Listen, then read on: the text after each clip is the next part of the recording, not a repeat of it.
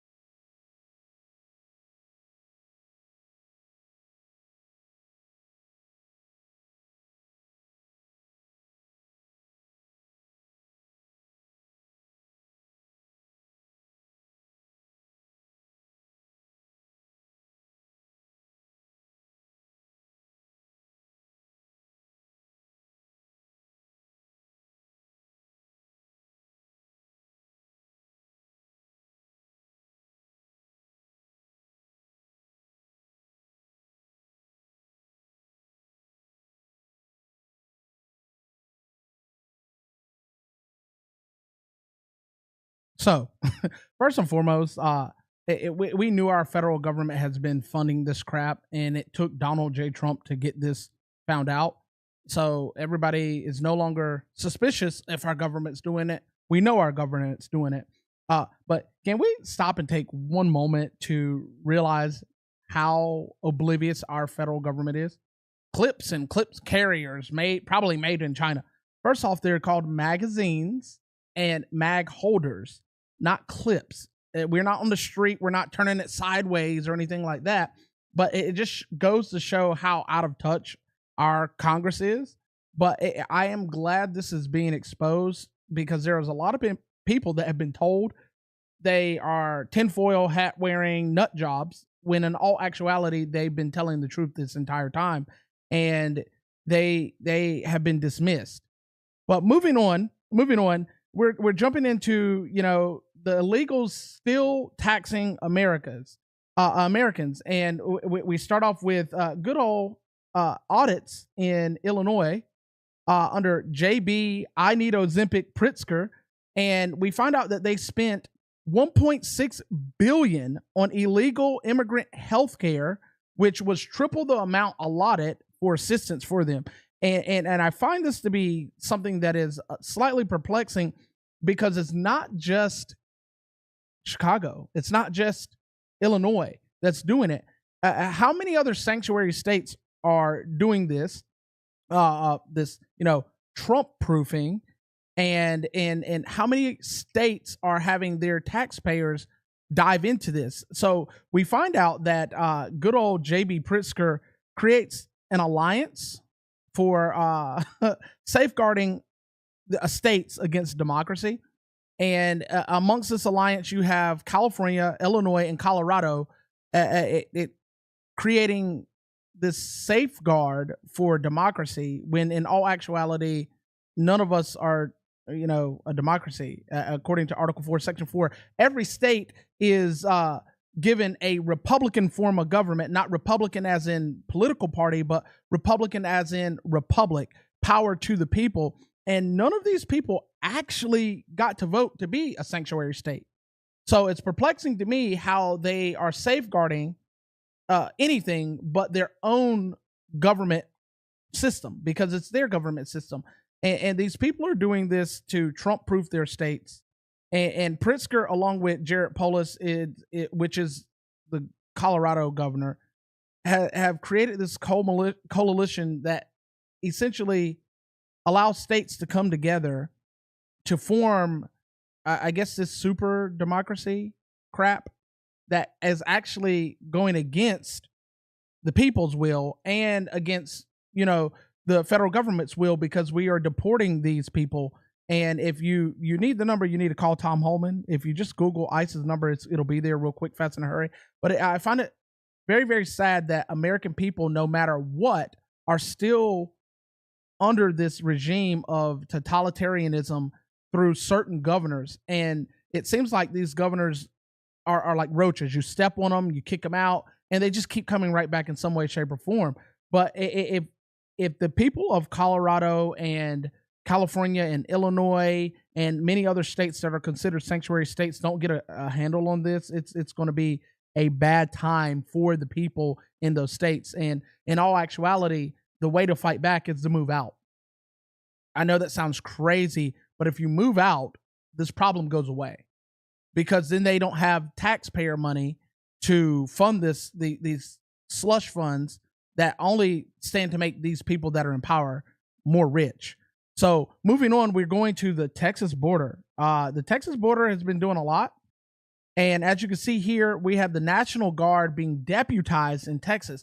So now these people are being made true constitutional officers under the bannership of, the sheriff, which is one of the few constitutional officers within a state, county, city, wherever you want to put it. But they're one of the few that are actually doing this. And what does this mean for Texas? This means that Texas can actually fight back constitutionally. And if some way, somehow, another government gets in power federally, they can't come down and tell these people that they can't defend themselves like they did a few years ago when they had the FBI trying to stop Texas from actually shoring up their own border, which is crazy to me, because one of the duties of the federal government is to protect the borders, and they're not doing it. But moving right along real quick, fast, in a hurry, we're going to jump right into Trans D-Day.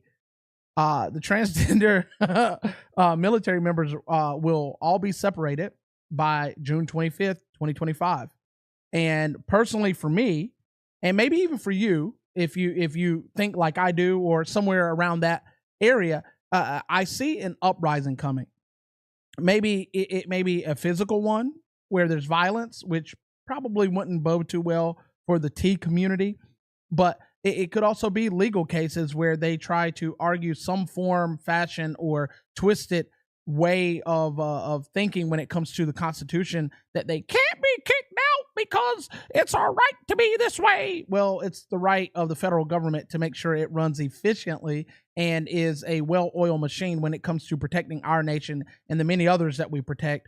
But I see this really either going one or two ways, either through a protest of, the picket fence variety, or they're going to try to create some legal battle to lock our military up. And last week we saw the U.S. Army actually spearheaded this and started this out. And now all the military is following suit. And this is a beautiful thing, because now we are at a place where somewhat, somehow, some way, normalcy is returning to the United States of America. And for me, this is a beautiful thing, because I have a lot of friends that are in the military, and it's quite sad to see that they are being put in these situations to protect these people that couldn't even protect themselves if it came down to it. But along the same lines, we have the Iowa governor doing big things as well. She signed into law that sex is defined by chromosomes. The ones that you were born with, of course, not the ones that, you identify with or think that you have, or some genetic aberration that was caused to happen in, utero when you were developing. No, the governor says, no, you are the sex that you were born with, and we're not playing these dumb games. We're not trying to give you any way out, because you can't deny chromosome. So I really like this governor, and I think that she will go far, but we need to protect these people that stand firm for the people at all costs, because the way it's shaping up is a violent uprising is on the horizon, and we're on the cusp of a major change in our country. And this major change is completely in reverse compared to what we've been doing the last 4 years. And it's a beautiful thing to see that we actually have leaders wanting to stand constitutionally. We have leaders that want to stand for the people and not for aberrant behaviors that actually make our country look weak, that actually make our next generation confused or not understand that where they come from. I remember as a child, we used to talk about the birds and the bees.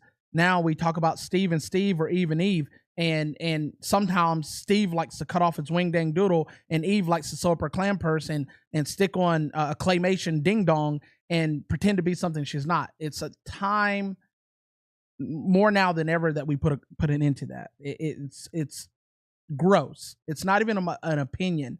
We have gone far too long with doing the things that aren't right, and it's you hear these people turn around and say, "Well, you're denying my existence." Oh, no, we see you, we know you're there, and we can touch you, and all the other things, but we're denying the alternate reality that you live in, and ultimately, it's a degenerate mindset that hurts the nation.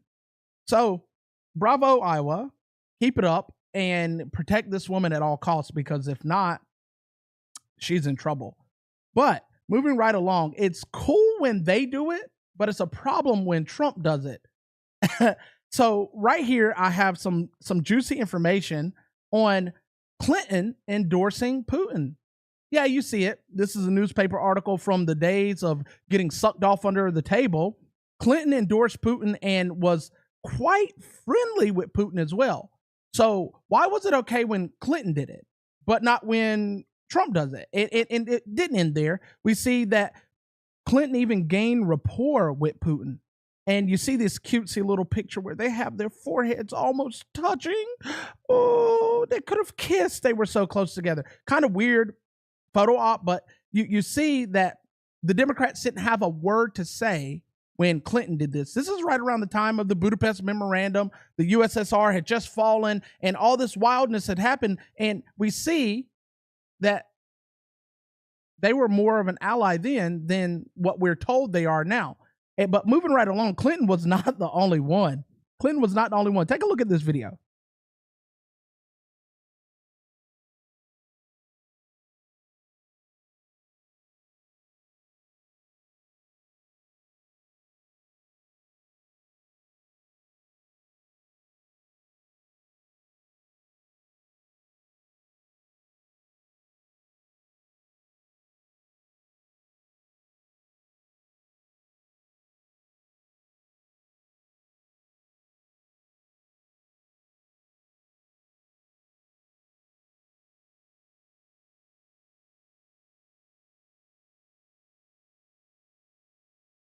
Wow.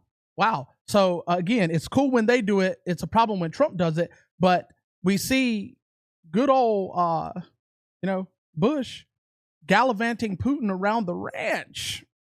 Gallivanting him around the ranch. It's a beautiful thing to be paraded around the ranch and ride some horses, feel like we're in the wild, wild west and all that other weird stuff. But it's a problem when Trump does it, right? It's a problem when Trump does something like make deals with Russia and Putin. It's a problem, but it's not just those two. There's also Obama. So we have people gaining rapport. We have people gallivanting around ranches. We have people endorsing, and now we have people praising. Yes, the great Black hope Barack Hussein Obama. He praised Putin and Russia. He praised them both. He put them in a position of praise that should have been shame on you. You're a bad guy. You're an enemy to America. But no, we're praising them. But once again, it's a problem when Trump does it, but it's okay when they do it. Quite strange. But continuing on the Putin train, we have here, Putin offers a mineral deal in lieu of Ukraine turning down the $500 billion deal with America on their mineral deals. The mineral deals for all, it's what I call it. Russia says Ukraine don't want to do it, we'll do it. And I see, if this goes the way it could potentially go, I see Trump turning this into a good way to shut down the war. Because he could, maybe negotiate, hey, Putin, I'm not going to deal with your minerals as long as the war continues. And being that Putin is not the man that our media portrays him to be, I think he would actually, Trump, If you want the war to stop, I'll stop the war as long as you keep buying my minerals, because that, one, gets Russia out of war, which is something that it's constantly taking from Russia. Two, it puts them in a position where they can gain. And three, it creates a relationship with the enemy, which is weird to say because Russia has more than once been an ally. The Cold War, ally. The end of the USSR, as you've seen with Putin and Bill Clinton almost kissing each other, they were an ally. They have been there every step of the way, even in World War I and II. They were more of an ally than they were an enemy, as our federal government likes to portray them to be. So, in all honesty, I think we should just take a step back and stop listening to the media, because the narrative they spin is to keep us under mental subjection and control of what they want us to believe. And in all actuality, I don't see it being the way that they want it to be. But overall, Ukraine has made a huge, I mean, tremendously huge mistake by not taking this deal, because it would have given America a vested interest in Ukraine, which would have also have stopped the war, because you're not going to ruin an American investment, and Putin wouldn't want those problems. Because one thing, like I said last week, Putin responds and respects power. And one thing that we have in spades is power. However, with Ukraine shooting this down, it only shows that they don't truly care about the people, whether it be their parliament or Zelensky. It shows that they don't really care about the people. They only care about power. And as long as they stay under martial law, which was voted in by their parliament, they will never have Zelensky leave power, and neither will they leave power. They can't have elections. They've suspended those. So I see the play that Zelensky tried to make at our White House with Trump and J.D. Vance as a play to, one, get more U.S. resources, and two, stay in power longer. But I'm very interested to see if Trump will soon, if this deal becomes a real reality, how he will leverage this to end the war. That's the ultimate goal, is that we want to end the war. But still on Ukraine, we're going to go back in time a little bit, because I have something that might be a little bit juicy, might be a little bit great. Maybe you've seen it, maybe you haven't. But this is an audio from a call between Biden and Poroshenko. And we see how, I'll let you see for yourself. Check it out.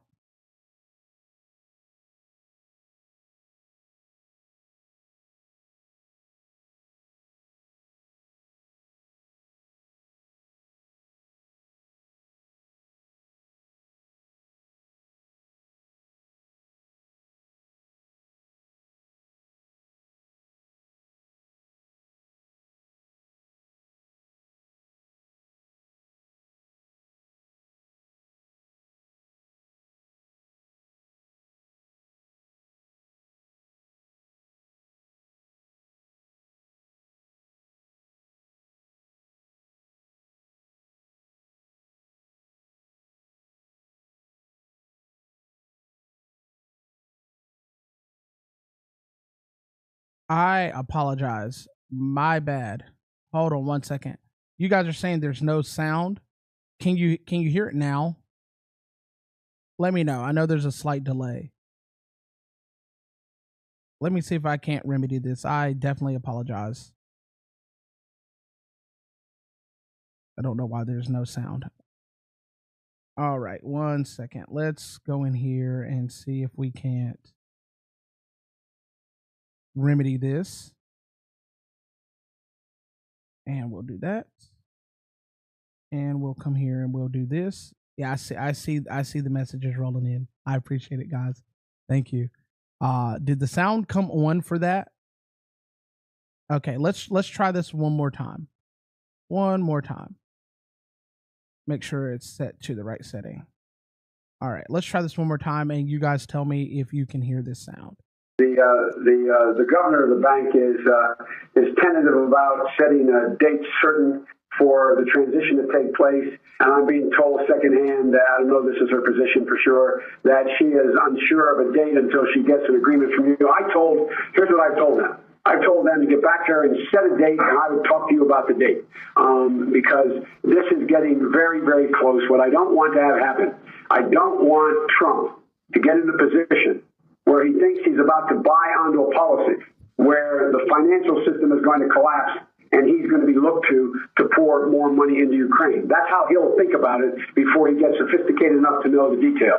So anything you can do to push the Privat Bank to closure so that the IMF loan comes forward, I would respectfully suggest is critically important to your economic as well as physical security. I know it's difficult. I know Kolomoisky is a pain in the ass and a problem for everybody, but it really is critical.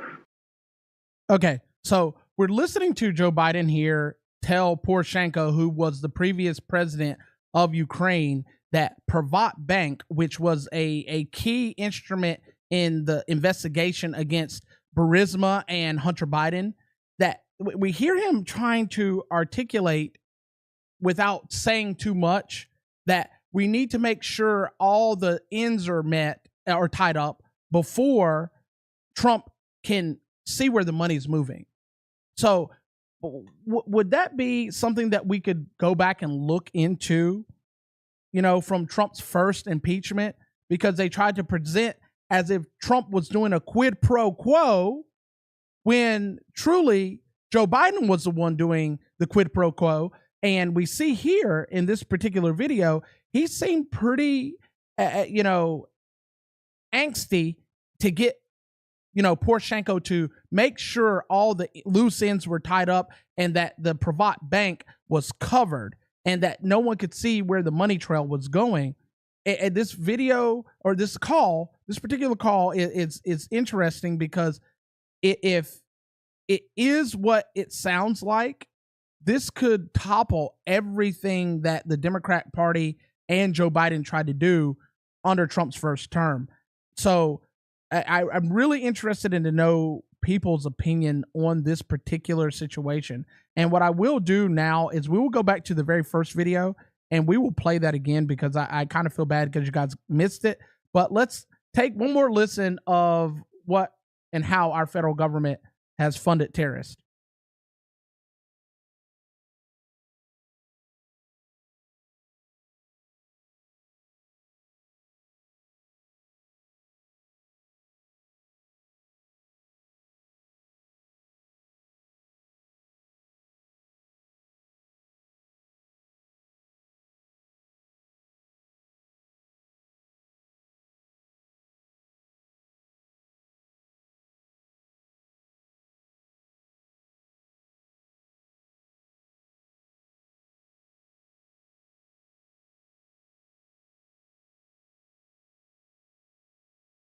Oh my gosh.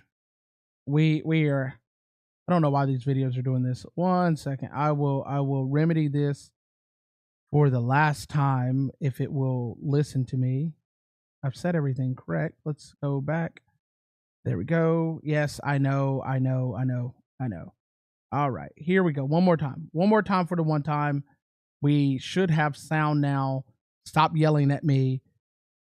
I don't know what the program's doing.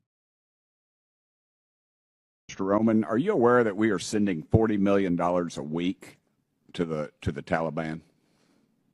Yes, sir. Can you name other instances of foreign aid going to terrorist organizations?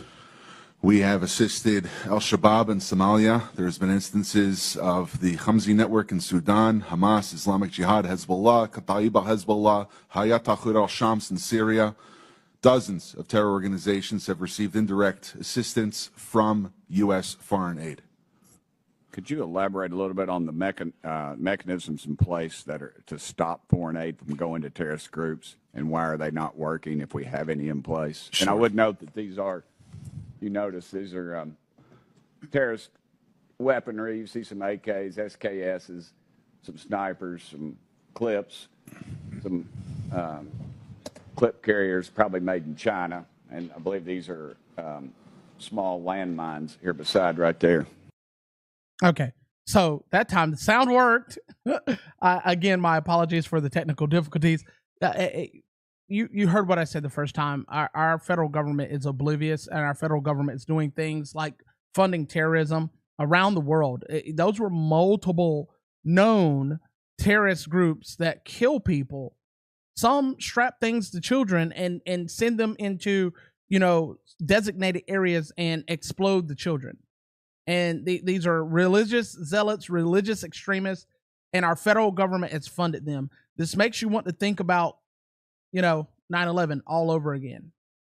If we have been funding these people for as long as we have, maybe we're the problem in this sense and not the actual terrorist group. But moving on, we have the EU spends more on Russian oil. For you Northerners, oil is really oil. More on Russian oil than Ukraine spending. They're not helping Ukraine as much, but they're getting all the Russian oil that they could possibly get on into their stores. Somewhat interesting on how the EU wants to lambaste America for not helping Ukraine, but at every turn, it seems like they will spend more with the enemy, in bed with the enemy, than they are helping the people that they're saying needs the help the most, which makes me think and wonder, follow me here, how is Russia funding their own war? I don't see much information on their allies giving them help. Could it be that, the UK buying up all this oil is actually helping fund Russia's efforts to dunk on Ukraine? Weird.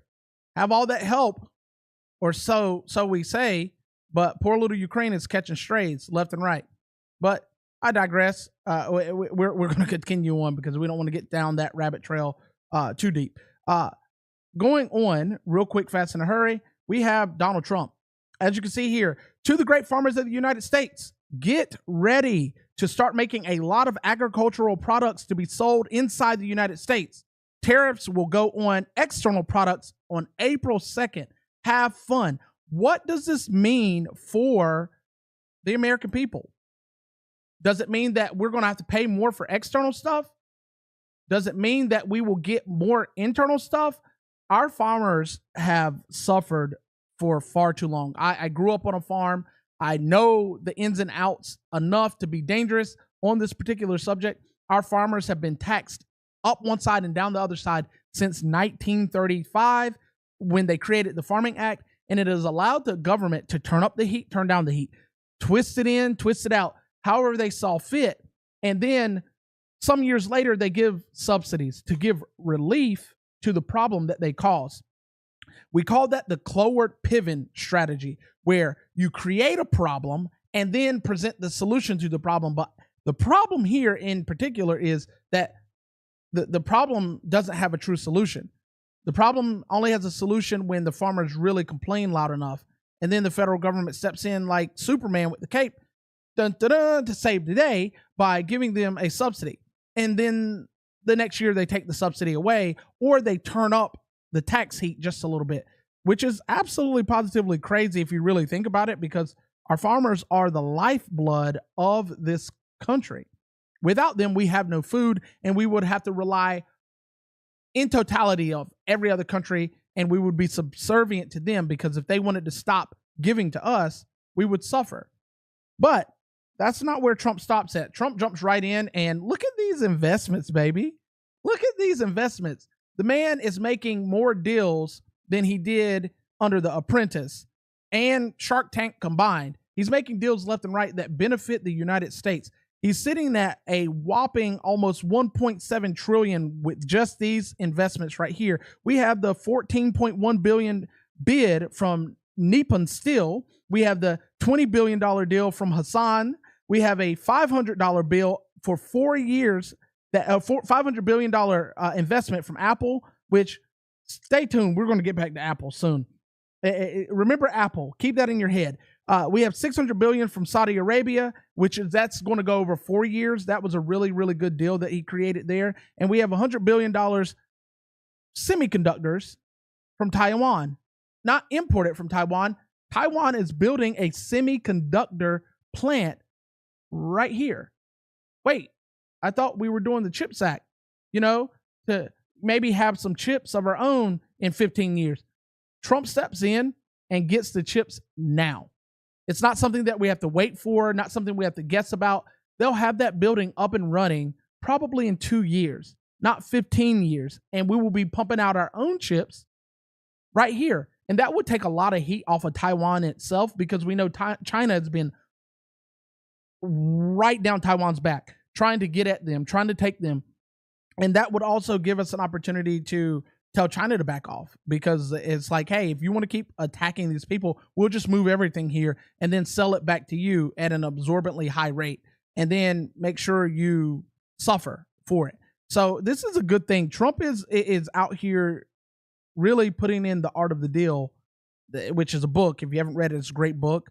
He's putting it into full effect, and it is totally working in every way, shape, and form, despite what these liberal crackheads are saying, because they are thinking that he's doing bad, but in all actuality, they don't know the things that they think they know. But moving on, right, quick, fast, in a hurry. Again, he does more. He does more. These are the numbers over the past 4 years, comparatively, for this quarter. Look at those numbers. In 2022, in January, we had 166,000 pass. Or February, my apologies. 630 in 2023, 189,000 in 2024, and only 8,000. So not only is this man helping American farmers and American products grow, he's giving investments that benefit our country, and he's shutting the border down. He's shutting the border down, whereas before, this wasn't a realization at all. Our borders were wide open.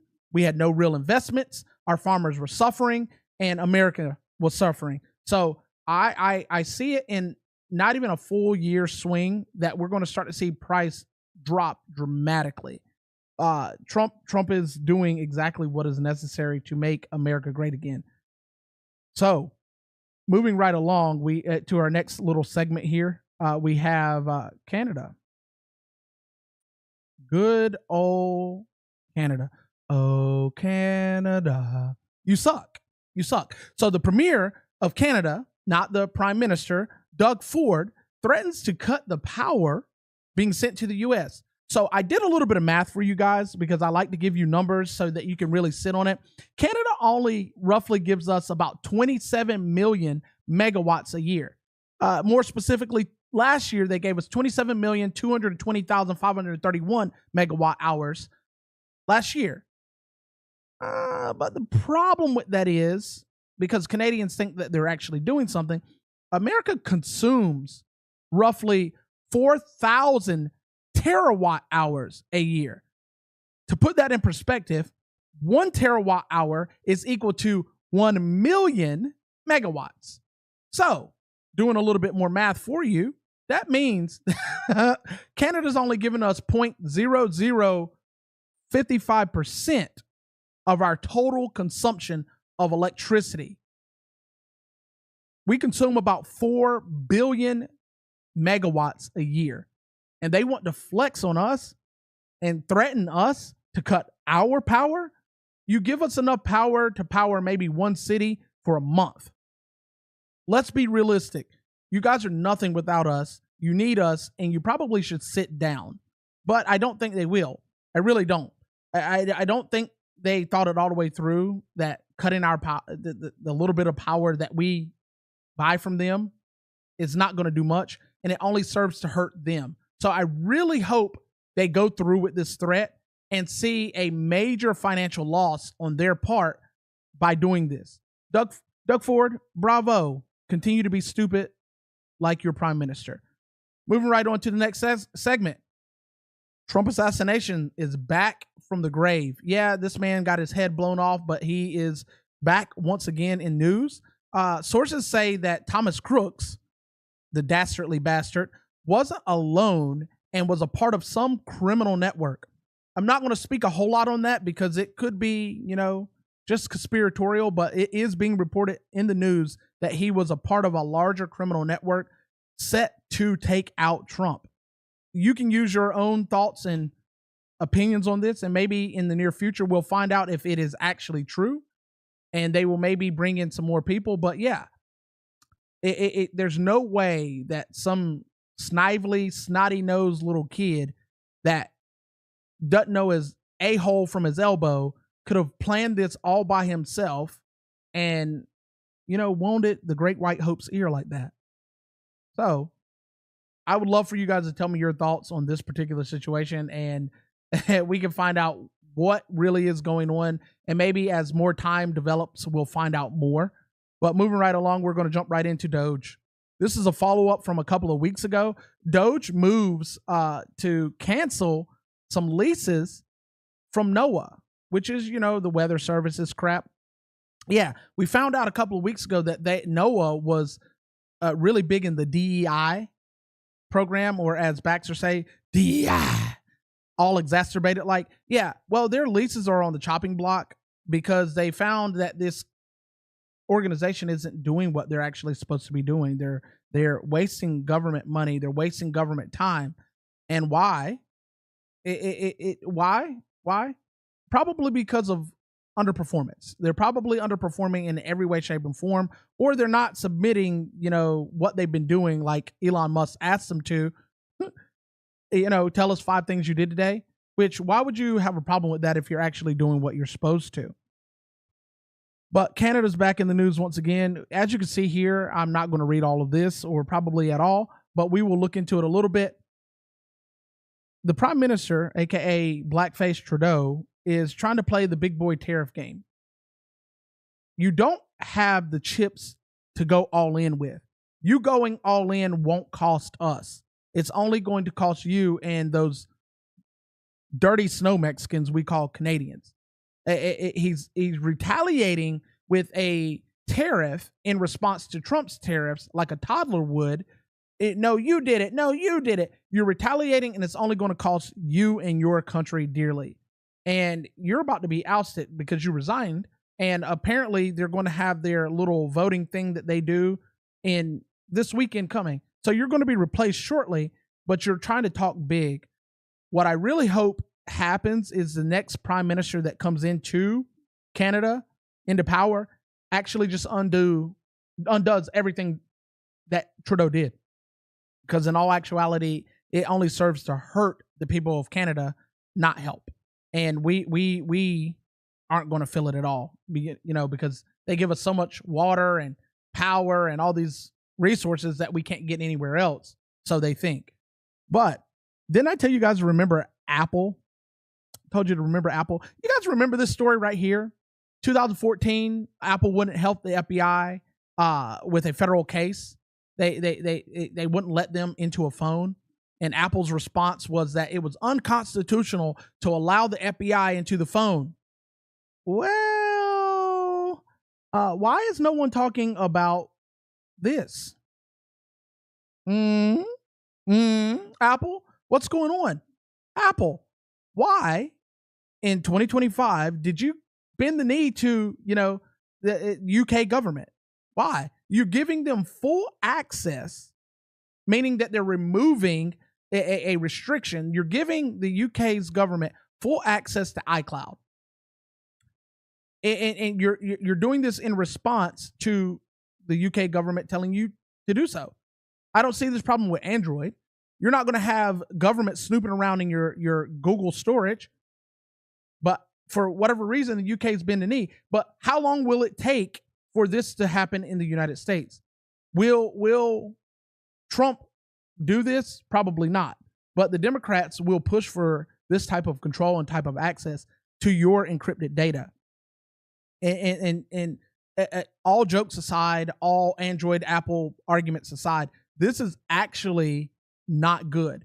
So we have the UK arresting people for Facebook posts, arresting people for praying in front of abortion clinics, arresting people for saying certain things that they didn't like. Now we have them having full-blown access to your private information. And we already see that they're enacting totalitarian mindsets and schemes that they can just tell you what you can and can't say. What if you have a pro-America picture? What if you have a pro-Russia picture or document in your iCloud? They can access that and then come in and arrest you. If that is not 1984 all written out in its plan happening in the UK, then I don't know what is.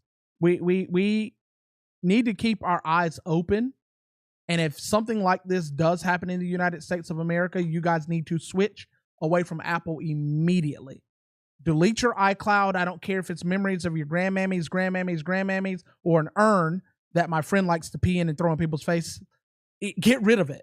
Get rid of it, because them being able to access your data is not only an invasion of your privacy, but we've seen the government act unconstitutional in the United States already. And I don't think they would stop if the Democrats got back in power. I really don't. But moving right along here, we have a little bit of conspiracy going on. Just a twinge of a conspiracy. Canada's being removed from the Five Eyes intelligence agency. Why? And what does this mean if it is true? Now, this is conspiratorial that they are being removed, but there's been talks that they need to be removed because essentially Trump doesn't trust Trudeau or the Canadian government, and rightfully so.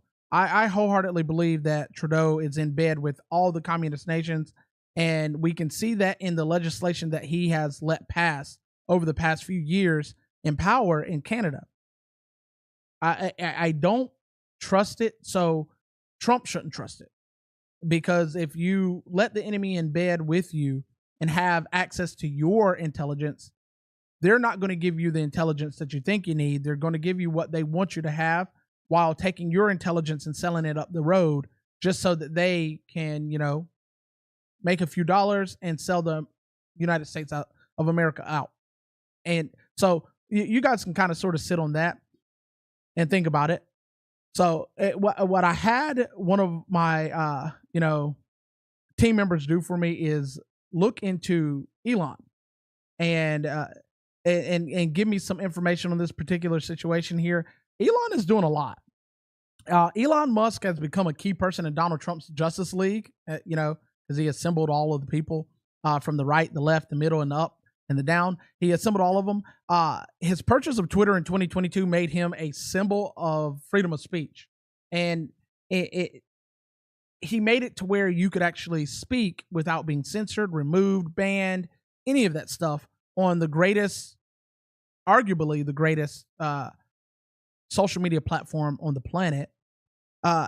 He gave it back to people, and he joined the MAGA movement. And now people are worried about him having so many companies because he's acquiring all of these companies. He acquired Twitter. Then he moved on to partner with T-Mobile to push out his Starlink. So people are worried that he's got his hands in too many pots that would give him so much information. He has a major, fund in Tesla, and he acquired Tesla. He did the same thing with SpaceX in 2008 and then got contracts. And this man seems to be in every field that we could possibly think of. And then he created Neuralink. He wants to put a chip in your head to be able to connect you to the world, all of the world, every bit of it, not just a little bit, all of it. So he has Rogers Communications, he's got Telecom, he's got NZ, Optus, all of these companies where data is transferred through. And now with T-Mobile and the partner with T-Mobile and Starlink, all your cell phone information can be passed through one central location. So is Elon Musk the good guy? Is he using Doge as cover to lull the American people to sleep? I wonder. I wonder. I'm not totally against what he's doing with Doge, but I am against all of this acquisition of informational technology and companies. And he's been doing this quietly and some things out in the open. So that presents a big problem potentially if he is one that has nefarious plans for the future. And our Bible verse, as always, for the show is coming from Isaiah 43:4. The voice of him that cries out in the wilderness, prepare you the way of the Lord, make straight in the desert a highway for God. Every valley shall be exalted, and every mountain shall be made low, and the crooked way shall be made straight, and the rough places made plain. this is where we are. We have lowly places being exalted in America. We're having places that were exalted high being made abase, and some normalcy is being presented back to this country.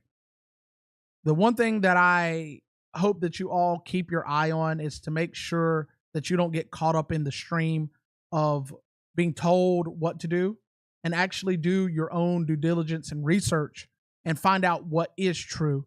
And then don't get caught up in the fanfare. It is so easy to be sucked into this vortex of what's happening next, what's happening next. And we've fallen prey to, information trauma, where it's just constantly being blasted in our faces day in and day out. News. And we're being traumatized to the point where we're becoming desensitized to it. Don't become desensitized. Keep your eyes open, keep your ears open, and keep your nose in the informational stream to the point where you know what's going on, not what you're being told what's going on. And also take a break every now and then. Pull out. Don't stay in there too long, because you can become assimilated with the system to the point where all you want to do is give information to people, and you'll wear them out and make them not want to hear from you. So learn to take a step back. And when you take a step back, make sure you aren't one who can't see the forest for the trees. I appreciate you guys. I thank you. And I hope you have a wonderful night. Good night.